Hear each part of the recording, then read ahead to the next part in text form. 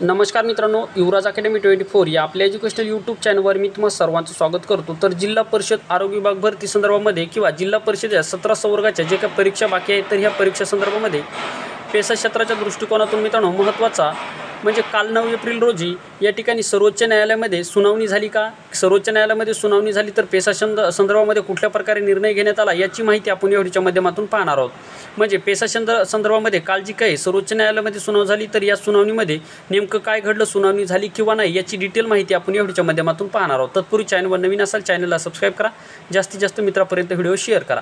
आता महत्त्वाची गोष्ट म्हणजे मित्रांनो काल 9 एप्रिल रोजी सर्वोच्च न्यायालयामध्ये पेसा संदर्भामध्ये सुनावणी या ठिकाणी पार जी की सुनावणी मित्रांनो या ठिकाणी झालेली आहे। काल सुनावणी झाली, परंतु या सुनावणीमध्ये पेसा संदर्भामध्ये कुठला निर्णय घेण्यात आला या संदर्भामध्ये माहिती मित्रांनो यांनी आतापर्यंत बाहेर आलेली नाही। म्हणजे कुठल्याही प्रकारे वेबसाईटवर तशा स्वरूपामध्ये माहिती दिलेली नाही। मात्र काल सुनावणी झालेली पेसा संदर्भामध्ये काल सर्वोच्च न्यायालयामध्ये म्हणजे 9 एप्रिल रोजी या ठिकाणी सुनावणी झालेली आहे, परंतु या संदर्भामध्ये कुठल्या प्रकारे माहिती आली किंवा नाही अशा स्वरूपाची माहिती कुठल्याही वेबसाईटवर या ठिकाणी दिलेली नाही। परंतु मित्रांनो एक गोष्ट लक्षात ठेवा, पेसा संदर्भामध्ये जो निर्णय होईल तो मित्रांनो माननीय सर्वोच्च न्यायालयाचा निर्णय असणार आहे, हा आपल्याला सर्वांनाच मान्य करावा लागेल। परंतु एक गोष्ट लक्षात ठेवा, जो की निर्णय सर्वोच्च न्यायालयाचा असणार आहे या दृष्टिकोनातूनच मित्रांनो तुमची जॉईनिंगसुद्धा दिली जाणार आहे। परंतु मला या ठिकाणी तुम्हाला सांगायचं आहे की आपल्या जिल्हा परिषदेच्या जे काही परीक्षा असणार ह्या जून जुलैमध्ये 100% होणार आहे। त्यामुळे मग पेसा क्षेत्राचा निर्णय लागू अगर न लागो ह्या परीक्षा या ठिकाणी जून जुलैमध्ये 100% होणार आहेत। नंतर मित्रांनो पेसा क्षेत्राचा निर्णय जो लागेल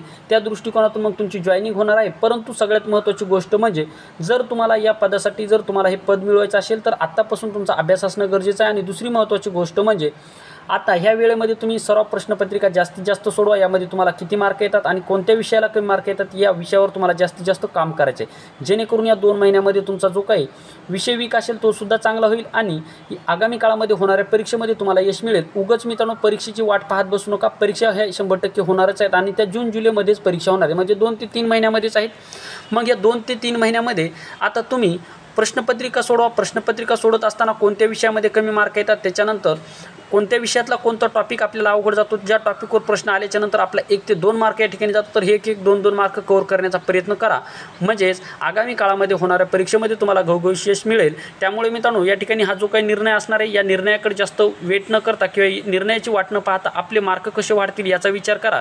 म्हणजे मित्रांनो आज 10,000 किंवा उदाहरणार्थ जर पाहिलं तर मित्रांनो जवळपास 2 ते 2.5 लाख आरोग्यसेवक आणि आरोग्यसेवेसाठी जवळपास 2 ते 3 लाख असे अर्ज आलेले। महत्त्वाची गोष्ट म्हणजे यामध्ये जे विद्यार्थी फक्त परीक्षेची वाट पाहत असतील अशा 90% विद्यार्थी परीक्षेची वाट पाहतात आणि 10% विद्यार्थी असे आहेत की परीक्षेची वाट न पाहता आपल्याला मार्क जास्तीत जास्त कसे येतील याचा विचार करा। मग तुम्ही एक विचार करा, ह्या 90% जर तुम्ही असाल तर या ठिकाणी मित्रांनो हे चुकीचं आहे। तुम्ही या 10% जर असाल तर तुम्हाला यश या ठिकाणी मिळणार आहे। त्यामुळे या 90% बसायचं की या 10% बसायचं याचा विचार करा आणि त्या दृष्टिकोनातून अभ्यास करा। मित्रांनो या ठिकाणी सर्वोच्च न्यायालयाची सुनावणी संदर्भामध्ये कुठल्याही प्रकारे इन्फॉर्मेशन सध्या तरी आलेलं नाही, परंतु जसं इन्फॉर्मेशन येईल तसं मी तुमच्यापर्यंत पोहोचवण्याचं काम करेल। त्यामुळे मित्रांनो मी तुम्हाला या व्हिडिओच्या माध्यमातून हाच सल्ला देतो की या ठिकाणी सर्वोच्च न्यायालयाचा निर्णय काय झाला किंवा इतर दृष्टिकोनातून परीक्षा कधी होणार, या जिल्हा परिषदेला फोन लावून विचार, त्या जिल्हा परिषदेला फोन लावून विचार असं न करता मित्रांनो एक गोष्ट लक्षात ठेवा, परीक्षा जून जुलैमध्येच होणार आहेत। कारण की नंतर विधानसभेच्या निवडणुका असणार आहेत। त्यामुळे आता जूनपासून तर जुलैपर्यंत म्हणजे सप्टेंबरमध्ये कदाचित मित्रांनो विधानसभेची आचारसंहिता लागण्याची शक्यता दाट आहे। त्यामुळे हे जूनपासून तर ऑगस्टपर्यंत हे 2 ते 3 महिने बाकी आहेत। तर ह्या 2 ते 3 महिन्यामध्ये बऱ्याचशा परीक्षा बाकी आहेत, ह्या परीक्षा होणार आहेत। त्यामुळे आपल्या आरोग्य विभागाच्या सुद्धा परीक्षा आहेत। त्यामुळे या 2 ते 3 महिन्यामध्ये आपल्या आरोग्य विभागाच्या परीक्षासुद्धा कधीही नंबर लागू शकतो, लक्षात ठेवा।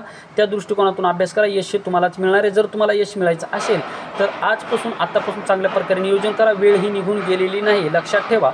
अभ्यासक्रम हा खूप मोठा आहे आणि TCS IBPS हा या ठिकाणी मित्रांनो काठिण्य पातळी जास्त असल्यामुळे तुम्ही चांगल्या प्रकारे अभ्यास करा। ह्या वेळेचं संधी या वेळेची जी काही संधी तुम्हाला मिळाली या संधीची सोनं करा आणि यश तुम्ही या ठिकाणी मिळवू शकता जर चांगल्या प्रकारे नियोजन जर केलं तर। नाहीतर मित्रांनो आयुष्यभर आपल्याला पश्चातापच करावे लागेल, कारण की 2 महिने जर मेहनत केली तर यश तुमचं असणार आहे आणि 2 महिने जर मेहनत नाही जर केली तर फक्त पश्चाताप आयुष्यामध्ये असणार आहे। मग तुमच्यावर डिपेंड करतं की आपल्याला पश्चाताप करून घ्यायचा की आपल्याला 2 महिन्याच्या नंतर यश मिळवायचं, हे तुमच्यावर सर्वस्वी डिपेंड असणार आहे। तर या ठिकाणी थांबतो मित्रांनो, पुन्हा भेटूया एका नवीन व्हिडिओमध्ये। तोपर्यंत थँक्यू, धन्यवाद, टेक केअर, बाय बाय।